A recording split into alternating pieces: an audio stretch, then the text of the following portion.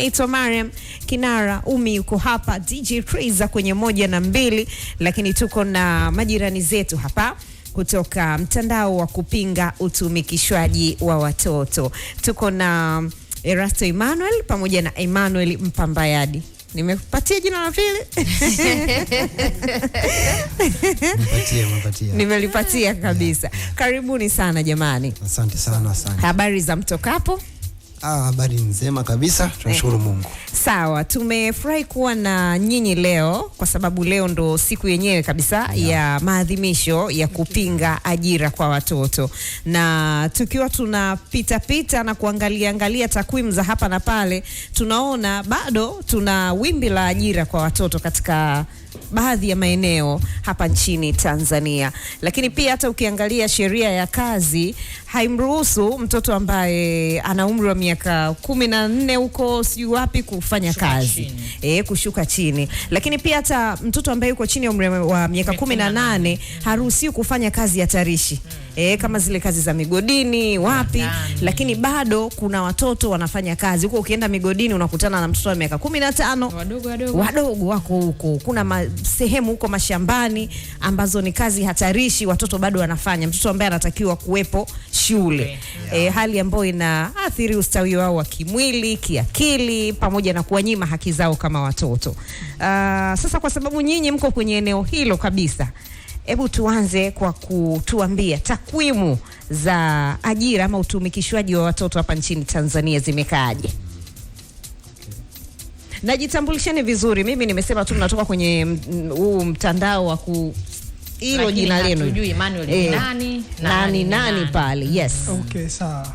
Mimi na kwa majina naitwa Erasto Emmanuel, kama ulivyozungumza, natokea mtandao wa kupinga utumikishwaji wa watoto hasa kwenye ajira hatarishi au kazi hatarishi. Lakini mimi binafsi nafanya kazi kutoka katika shirika la Kiwohede linalojihusisha na masuala mazima ya haki kwa mwanamke, mtoto wa kike na vijana. Kwa kuwa Kiwohede ni miongoni mwa wanachama wa mtandao, sisi kama mtandao lengo letu kubwa ni kukomesha kabisa hizi ajira kwa watoto. Tunafanya kazi kwa karibu kabisa na serikali ili kuhakikisha si kuzuia tu, sio kupunguza tu, bali kuondoa kabisa utumikishwaji wa watoto. Kama tunavyoona takwimu zinavyoonyesha za kidunia, kwa mujibu wa shirika la kazi duniani ILO, inaonyesha takribani watoto 160 milioni hawa wamekuwa wakitumikishwa, na asilimia kubwa imekuwa ni bara letu la Afrika, hasa kwa nchi zilizo kusini mwa jangwa la Sahara. Wapatao asilimia ya watoto 86 milioni ni kutoka katika bara la Afrika. Na asilimia kubwa katika hiyo namba niliyosema kutoka katika bara la Afrika, ukiangalia sasa kama ni watoto milioni 86 na kidunia takwimu zinaonyesha ni milioni 160, ni zaidi ya asilimia 40, na maana Afrika kuna utumikishwaji mkubwa sana wa watoto. Ndio. Yes. Nikizungumzia wanachama wengine wa mtandao, kwa zile ripoti, hamna ripoti ya jumla, lakini wale wanachama wa mtandao, kwa mfano LOHRC, kituo cha sheria na haki za binadamu na sheria na haki za binadamu, kiliweza kufanya tafiti mwaka jana 2025, na katika tafiti zao walibaini kwamba watoto wengi wamekuwa wakitumikishwa katika sekta ya kilimo, sekta za madini, lakini pia walienda hata kwenye hizi ajira ambazo tunasema kazi za majumbani. Yes, walibaini kazi za majumbani zinatumikisha sana mtoto wa kike. Kwa zaidi ya asilimia 80 imekuwa ikitumikisha sana mtoto wa kike. Lakini kilimo pamoja na sekta za madini, hii imekuwa ikitumikisha sana hawa watoto wa kiume. Na hiyo utasikia ni tafutie msichana wa kazi mdogo amemaliza, ambaye hajakuwa ambaye hana mambo mengi, na kuna ule msimu wakimaliza darasa la 7 tu, wengi sana wanakuwa na wanatoka wanaenda sehemu mbalimbali kwa ajili ya kufanya kazi za ndani. hao watoto wa kike. Ni kweli kabisa. Sasa nyinyi kama huu mtandao wa kutetea hizi ajira ama kazi za watoto, mnafanya nini ili, yani kazi yenu hasa ni nini? Okay, tumekuwa tukitoa elimu kupitia social media, mitandao ya kijamii ya mtandao wa kupinga utumikishaji wa watoto, lakini kupitia wanachama wa mtandao wamekuwa wakitoa elimu mashuleni, wamekuwa wakitoa elimu katika ngazi za chini kabisa. Manake chanzo cha kukomesha, ili ukomeshe lazima uanzie ngazi ya chini kabisa.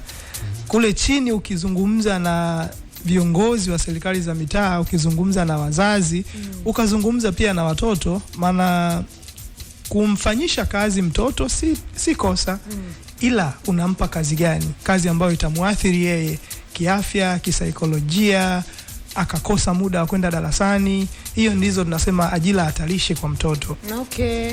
Yes, nadhani niko na Emmanuel hapa. Yeye kama ataweza kutuambia kisheria limekaaje hilo, kwa sababu ni mtaalamu wa mambo ya sheria yeye.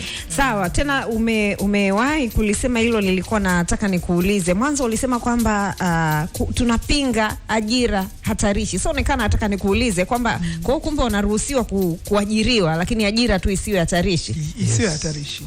Okay. Yes. Sawa. Emmanuel, Karibu sana. karibu sana. Asante sana. Taja na lile jina la pili. Naona jina langu la pili imekuwa kidogo nani? Okay, Kibantu kabisa. Kibantu. Okay, kwa jina langu naitwa Emmanuel Mpambayage. Mpambayage. Mimi nilikosea. Okay, sawa. Sasa hizi nimelipata. Kukosea sana kidogo tu. Pale mwisho. Ya, naitwa Emmanuel Mpambayage, ni mwanasheria na natokea kwenye shirika la kupambana na kuzuia usafirishaji haramu wa binadamu, human trafficking. Okay. Ambao hiyo shirika pia ni mwanachama wa mtandao wa kupinga utumikishaji kwa watoto. Yes. Na kwa kuelezea kidogo tu, hii shirika au tuseme mtandao wa kupinga utumikishaji kwa watoto ni mtandao ambapo umejumuishwa mashirika mbalimbali. Kwa hiyo ni muunganiko wa mashirika mbalimbali isiyo ya kiserikali. Unaona, ambapo lengo letu ni moja, kupambana na kuzuia na utumikishaji kwa watoto. Yes, kwa ndio lengo letu kuu hiyo. Sawa. Na mpaka sasa hivi mmeshapiga hatua kwa kiasi gani kwa kazi ambayo mmeifanya, mkiangalia zile takwimu kuanzia mlipotoka mpaka hapa tulipofika? Mnaona kuna mabadiliko ama kuna hatua yoyote ambayo tumepiga? Yes, kwa sisi kama mtandao hatua tunaiona. Maana hatuna muda mrefu sana kwenye kazi hii. Maana tuna miaka 6. Okay. Tumeanza 2021. Yes, kwa tuna miaka 6 kwenye kuadhimisha siku hii kama ya siku ya kimataifa ya kuadhimisha maadhimisho ya kupinga utumikishaji kwa watoto. Ya, kwa hatua tunapiga. Maana yake tumeona kitu cha kwanza ambacho tunaweza tukakifanya kwa haraka sana kama sisi wana mtandao wote ni kuweza kuelimisha jamii. Sasa ni jamii, watoto, wazazi pamoja na viongozi huko katika kada zote za chini. Ya, kwa hiyo tumeweza kufanikisha kwa asilimia kubwa sana. Tumetembea mashule kabisa yote, tukianza na mkoa wa Dar es Salaam na tumeweza kwenda mikoa mingine pia kuweza kutoa elimu. Changamoto ambayo inatupa kwa sisi kama mtandao ni kufika maeneo ya vijijini huko sasa. Ambako ndo kuna tatizo. Yeah. Lakini ni remote areas huko. Ndio hapo, hiyo ndio sasa ndio kitu ambacho tunajipambania ndani ya mwaka huu na miaka zijazo zinazokuja mbele. Yes. Sawa. Tukirudi kwenye upande wa sheria inasemaje au inatoa hukumu gani kwa mtu ambaye anatoa ajira hatarishi kwa mtoto? Aha, okay. Sisi mtoto anaongozwa na sheria ya mtoto ya mwaka 2023. Yes, sheria ya mtoto ya mwaka 2023. Yes, na katika vifungu pale kusoma kifungu cha namba 5 ambayo inaelezea haki za watoto, haki na wajibu za watoto. Yeah. Lakini sasa kwa sababu sisi tunapinga utumikishaji kwa watoto na hii ni kwenye sekta ya ajira, tunaruka kwenye hizo vipengele, tunaenda kwenye kifungu cha 77 sasa ambapo inaelezea haki ya mtoto kuweza kufanya kazi pia. Kwa watoto wana haki ya kufanya kazi na pia kuweza kuajiriwa. Lakini kuna masharti. Kuna vigezo. Yes, kifungu cha 77 ni kwamba mtoto anaruhusiwa kufanya kazi lakini ni kazi nyepesi. Hasa kazi nyepesi maana yake nini sasa? Ni zipi sasa? Sheria pia inaeleza kazi nyepesi ni namna gani. Ni zile kazi ambapo haimuathiri kiafya mtoto, kiakili. Unaona? Na pia ni kazi ambazo haimchukuli muda pia hata kuingia muda kwenda kufanya kucheza au kwenda shuleni au kwenda kwenye masomo yake. Unaona? Kwa hiyo muda ambao mtoto atakiwa kufanya hizo kazi nyepesi ni masaa 6 na sizidi hapo. Unaona? Kwa hiyo kumbe hata kulea mtoto dada wa majumbani ni sawa. Ila ndo masaa yasizidi 6 sasa. Sasa huyu ushasema kwa sababu ni mtoto masaa yazidi 6 sasa. Okay. Kwa kama unataka mtoto bila afanye kazi masaa 6. Ambaye mtoto yuko chini ya umri wa miaka 18 sasa. Yes, 18. Lakini pia cha kuongezea hapo sio hilo tu. Hiyo kazi isimuathiri yeye. Yes. Usije ukampa afanye kitu ambacho kwake yeye kitampa athari. Utamkatisha masomo, utamkatisha haki zake za msingi, kucheza, manake zote hizo ni haki za mtoto. Kwa ukishafanya kitu ambacho kinamkatisha haki zake za msingi, na tunafahamu wengi wao wamekuwa wakiwatumia watoto kwa lengo la kuwanyonya watoto. Yaani mtu anapoajili watoto ni kwa ajili ya unyonyaji. Na ndio maana baadhi ya mashirika wamefanya tafiti mbalimbali kuhusiana na watu wanaotumia watoto katika kuomba hela barabarani, wapi. Yote hiyo ni utumikishwaji wa watoto. Kitu ambacho kinamuathiri mtoto. Kwa muda huo mtoto ilibidi awe anacheza, na kwa muda huo mtoto labda ilibidi awe darasani, afanye mambo mengine. Kwa hiyo ndio inaita athari ya utumikishwaji wa watoto. Ikisha kuwa na athari tu, hiyo ina maana hicho kitu anachofanyiwa mtoto si sahihi. Okay. Na ni nani anafuatilia sasa kwamba okay, mtoto kaajiriwa? Kama tumeruhusu kwamba ajira mtoto anaruhusiwa kuajiriwa, lakini zisiwe hatarishi. Nani anafuatilia kwamba hii ajira ambayo mtoto kaajiriwa ni hatarishi ama sio hatarishi? Kwa sababu inawezekana kachukuliwa kama msaidizi wa kazi za nyumbani, lakini kazi anazopewa zimemzidi uwezo pamoja na umri wake. Lakini wakati mwingine humo kupitia hizo nyumba ambazo wanafanya kazi wanakutana na unyanyasaji wa kingono, wa kiakili. Huko ndo wanakutana na majanga ya kila aina, kwa sababu umri wao unakuwa mdogo. Wakati mwingine uelewa na namna ya kujilinda inakuwa ni ngumu. Nani anaweza kufuatilia kama tunaruhusu ajira ili mradi tu zisiwe hatarishi? Okay. Katika hilo naweza nikakupa mifano kadhaa.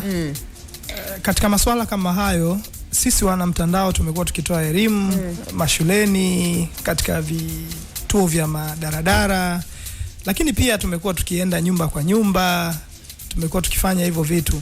Sasa kitu ambacho sisi tunakitumia sana baada ya kutoa elimu kwa jamii, tunategemea jamii ndio itusaidie sisi wana mtandao. Ni ngumu sana kufuatilia kila familia kwamba mtoto anafanya kazi zipi hatarishi, mtoto anafanya kazi kwa muda gani, ila kwa wale majirani wanaoona hayo matukio, wanaripoti kwa maafisa ustawi. Maafisa ustawi wanachukua hatua zaidi kwa kuunganisha mashirika.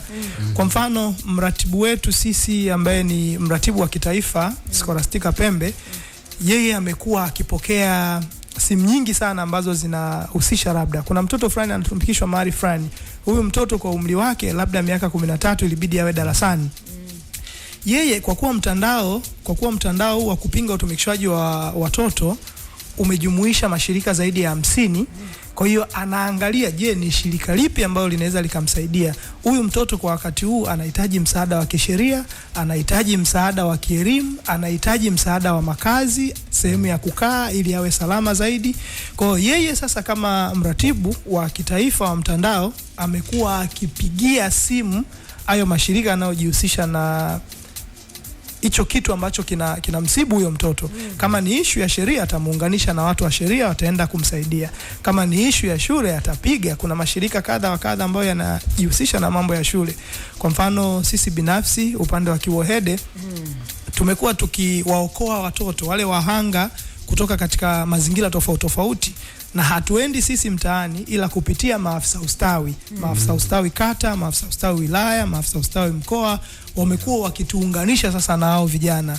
Kuna vijana wamepitia ukatili, labda kijana huyu alikuwa anafanya kazi, hajalipo ujira wake, bosi wake amemkataa, ameamua kumfukuza. Kwa hao watu wamekuwa wakipokelewa kwetu. Wakishapokelewa kwetu, kwa kuwa tuko kwenye mtandao, tunawasiliana na wale ambao wanaweza akatoa msaada zaidi, kama ni wa kisheria, kama ni msaada mwingine, watoto wanasaidiwa kwa namna hiyo. Na sheria ina meno, kwa maana ya kwamba mimi sijapata kusikia kuna kesi ambayo mtu kapelekwa mahakamani ama amehukumiwa kwa sababu amemtumikisha mtoto kinyume na utaratibu ama amemweka katika ajira ambayo ni hatarishi, kitu ambacho wakati mwingine kinafanya mtu asiwe na uoga kwamba okay, sheria inawezekana ipo lakini sheria haina meno. Hatujawahi kusikia watu wa namna hiyo wamepandishwa mahakamani ama wamehukumiwa. Na tumeona kwako Emmanuel mfano mingi sana ambayo watoto wanafanywa vitendo ambavyo sio vitu vizuri, lakini pia tunaona namna ambavyo wanapewa kazi ambazo zinawazidi uwezo wao na umri wao. Hatujawahi kusikia hata siku moja ukapandishwa kizimbani amehukumiwa ambaye ni mwajiri. Aha, okay, sawa. Sasa sio kama kila kesi kila mtu ataweza kusikia jamani. Kesi zipo. Na watu wanafika mahakamani vizuri na wanahukumiwa na wanapewa adhabu zao kama inavyostahili. Na sio kama, lakini tatizo ni kwamba kesi kama za hizi sio kama zile kesi ambazo zinatangazwa kwa jamii. Hapana, ni zile closed room cases ambazo zinafanya ndani ya chamber ya kwa kule mahakimu ya. Lakini kuna kesi nyingine ambazo zinaangalia kama hii kesi inahusiana sana na jamii, then utaitangaza. Yes, ili kwa ile fundisho pia kwa watu wengine. Adhabu yake huwa ni nini hasa? Maana kuna zingine tunasikia mtu analipishwa faini, sio anakaa jela miezi 6 mwaka. Ili kidogo waajiri kidogo na wenyewe wawe na uoga. Hamna, kuna kifungo na kuna kulipishwa faini. Cha muda gani kifungo? Kinazidi haikipungui miaka 10. Okay. Kuendelea. Yes, na faini haipungui milioni 20 kuendelea. Yes. Waajiri mmesikia? Kwa hiyo inategemea na sasa na degree ya kosa ambayo umeifanya. Kama umemtumikisha mtoto huyo kwa muda mrefu, then adhabu yako sasa itakuwa ni kubwa zaidi. Kwa hiyo unahukumiwa kulingana na muda ambao umemtumikisha yule mtoto. Alafu umemwathiri kiasi gani? Okay. Sawa. Tupo mwaka wa mbele. Imewashika.